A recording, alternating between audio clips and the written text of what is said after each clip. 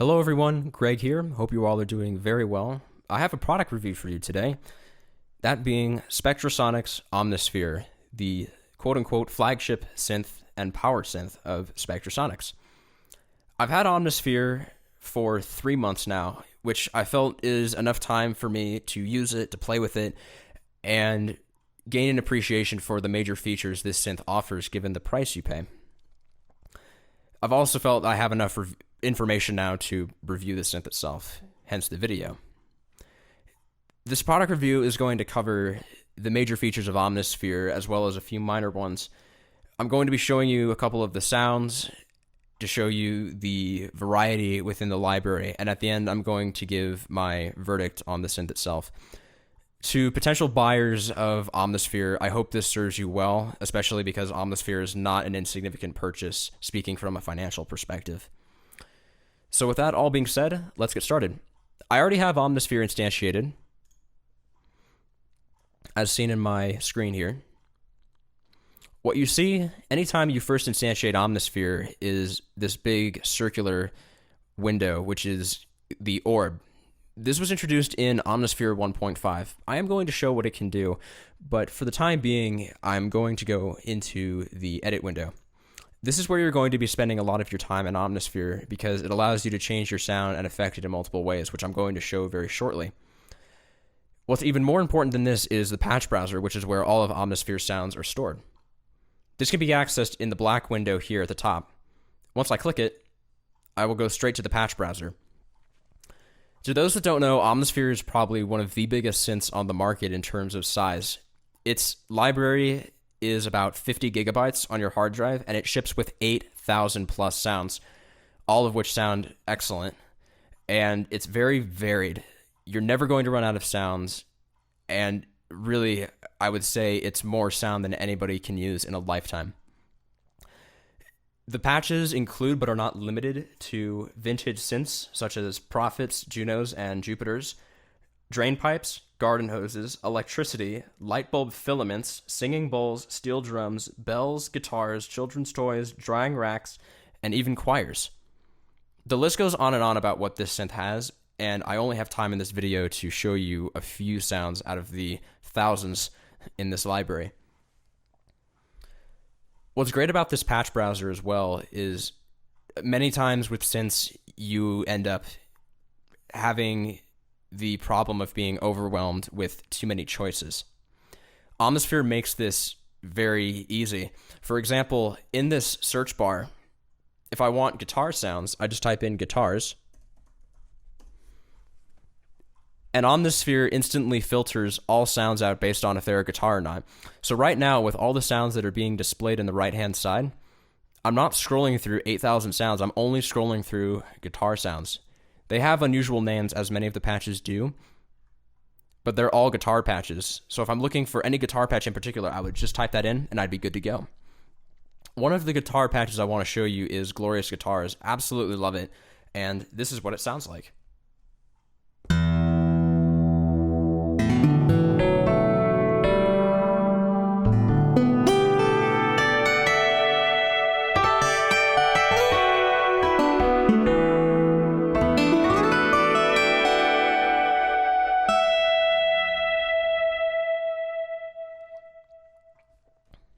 So it sounds pretty good. The other one I want to show you in guitars at least is the Cavaqueño. If anybody has heard the song Fields of Gold, you will have heard this melody before.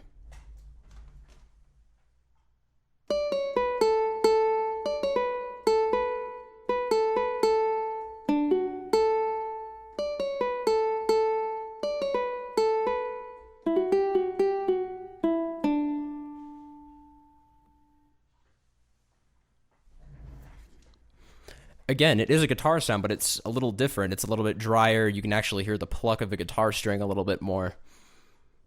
Something else to mention within the patch browser is that the information tab is awesome for every single patch.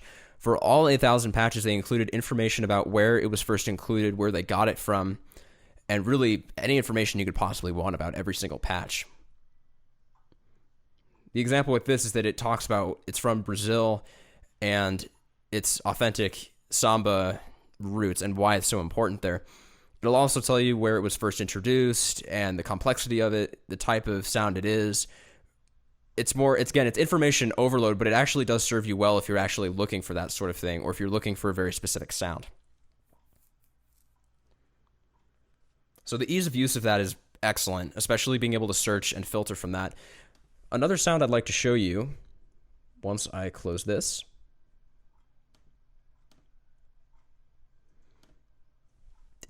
let's say I want a Jupiter sound. I type in Jupiter, and all the Jupiter sounds come up. For example, let me try the 1979 vintage Jupiter.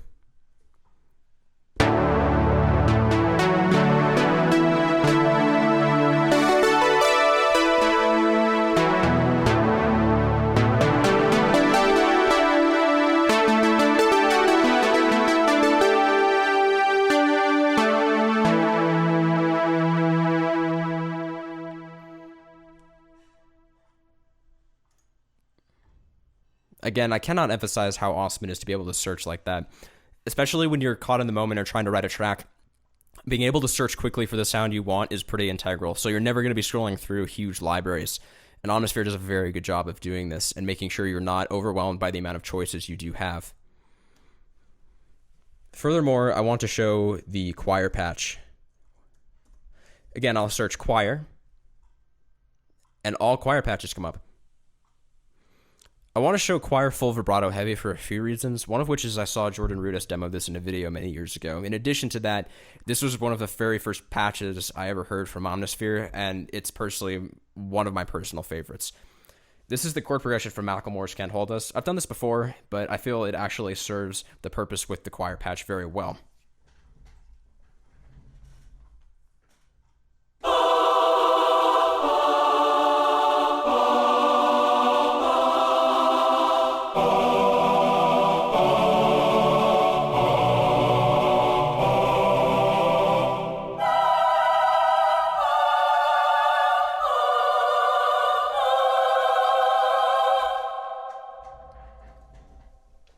So it sounds excellent, for lack of a better term.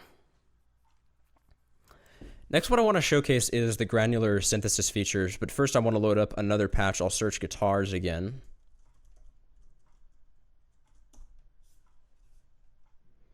I'll load up the Cobbett Kenyo. Inside of the edit window, you have the option to do a lot of things to change the patches, because if you've noticed throughout this video so far, I haven't changed the patch sounds at all. I've just been playing them. I haven't edited or tweaked them in any way. You have the option in the main window to change the timbre, FM, ring mod, wave shaper, which is a lot of fun, especially if you want to have a little bit more glitch to sounds. What I'm going to showcase today is granular synthesis. I've done a video of this before, and you can actually see it in the Ableton Tips and Tricks series I did a while back, but this is a feature I'd really like to showcase because it's awesome for what you can do to the sound. Especially with something that's acoustic, it really adds layers to it. You're presented with this window when you go into the granular page of Omnisphere. And I'm going to play a few notes and then change the sound as I go. So check this out.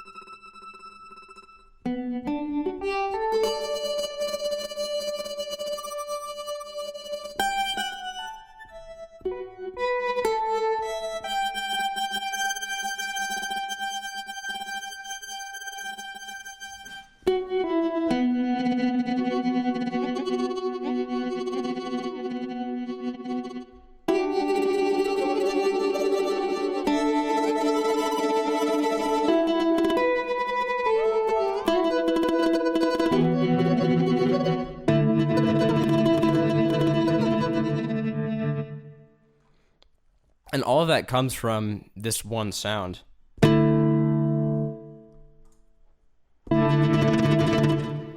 And I made it that quickly in Omnisphere, which also shows you the ease of use of it. The other feature I'd like to show you now is what I've talked about before, is the orb. For this demonstration, I'm going to load up the Tesla coil patch. So again, I'll search Tesla, and it comes up with anything related to the Tesla coil. So I'm going to select the original sound, which is Tesla coil, and I'll play it.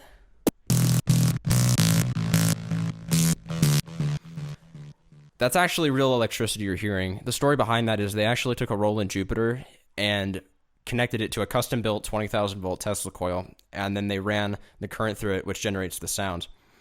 So I'll play a few notes from this, especially from Daft Punk's Within, because it's pretty easy to hear the sound itself.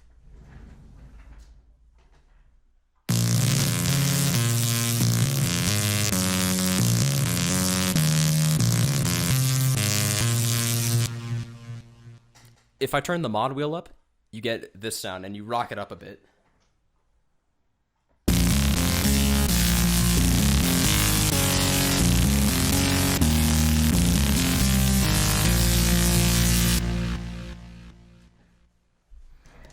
Like I said, you can really rock it up with the mod wheel with this sound. Can't recommend it enough. It's probably one of the most badass saw waves I've ever heard. But what happens when you couple this with the orb? This allows you to change the timbre and the processing of the sound in real time, which is really, really awesome.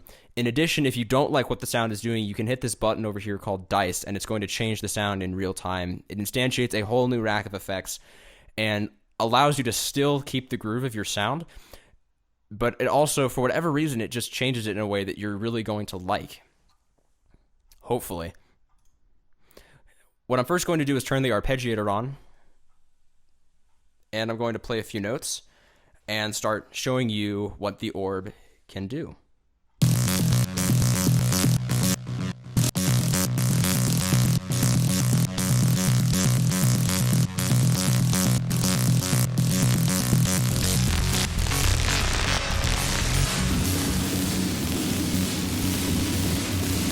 I can flick it.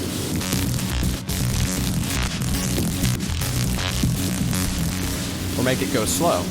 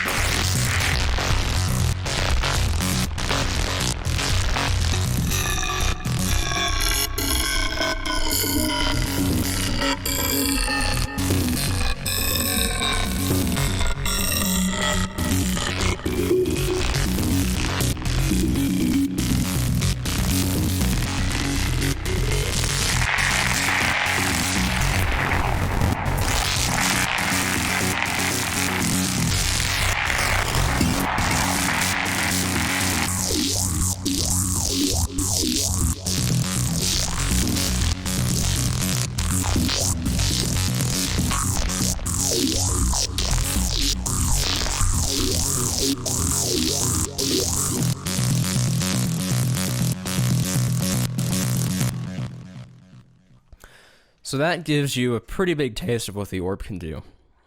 The final feature I want to touch on is live mode. This is something that also I feel goes very overlooked inside Omnisphere, because what this allows you to do is use this on the stage, not just the studio. Some synths run into problems where, besides the fact you run into a giant list of patches to use, they don't give you a good way to use these live, especially if the sound is something you know you can really have some fun with on stage. What this allows you to do is change the patches in real time and even layer them together. So what I'm going to do first is load up a few patches. I think what I'm going to do is go back into the Jupiter section, type in Jupiter, and I'm going to find the 1979 vintage Jupiter. If I go back into the live mode, it's already loaded there. If I go into the third tab, let me search for the Roland Juno. So let's see. Let's try the Resilog Lead 1. And then I will search drawing rack. Actually, I'll go into the 4th tab, and I'll type in drawing rack again. Sorry about that. Then I'll load up the Rack Buzz Gamion. So at this point, I have 4 sounds loaded that I can use. You can use up to 8, but for this demonstration, I'll use 4. I'll play a note or 2. Let me turn it on.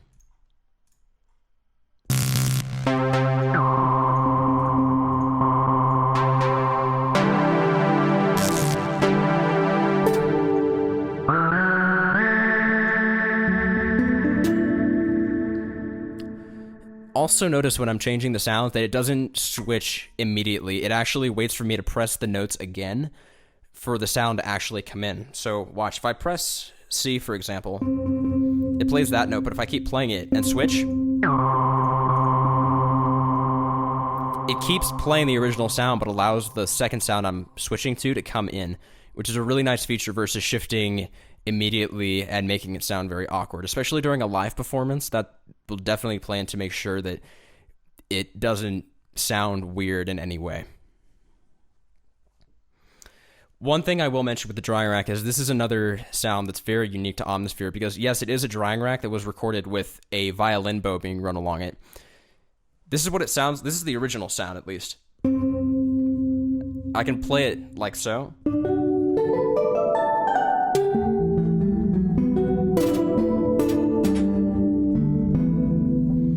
If I turn my mod wheel up again,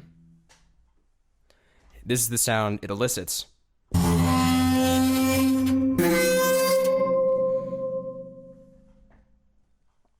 That's all coming from one sound, by the way. Again, I need to stress, I'm not changing anything. I'm just loading up patches and demoing it to everybody watching this video. I have not changed the sounds in any way, shape, or form. I've only loaded them.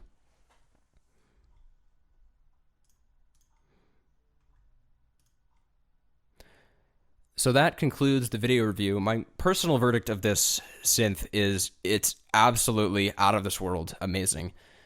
It does more than I've ever thought any synth can do.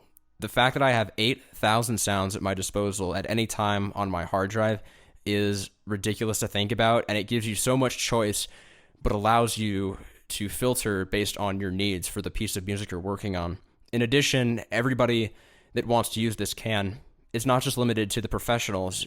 Someone that's a beginner can go in and load up patches like I was doing and get to work immediately. If you want to get even more in depth, you have the ability to do that by changing the envelopes and any parameters of the sound itself.